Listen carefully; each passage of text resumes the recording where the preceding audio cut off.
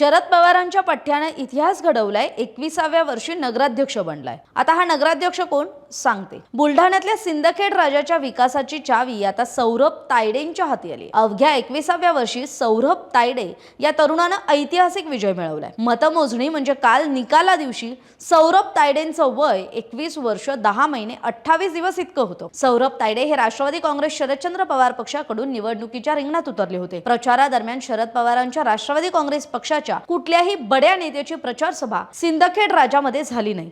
मात्र शिवसेनेचे नेते उपमुख्यमंत्री एकनाथ शिंदेंनी सिंदखेड राजामध्ये सभा घेतली होती। तरीही चुरशीच्या झालेल्या या निवडणुकीत सौरभ तायडेंनी बाजी मारली आहे। या विजयाने तायडे हे राज्यातील सर्वात तरुण नगराध्यक्ष ठरलेत। कोणत्याही मोठ्या प्रचार सभांशिवाय त्यांनी हा विजय मिळवलाय। सौरभ तायडेंची थोडक्यात ओळख सांगायची झाली तर ते MSc BEd शिक्षण झालंय आणि मातृतीर्थला उच्च शिक्षित तरुण नगराध्यक्ष मिळालाय।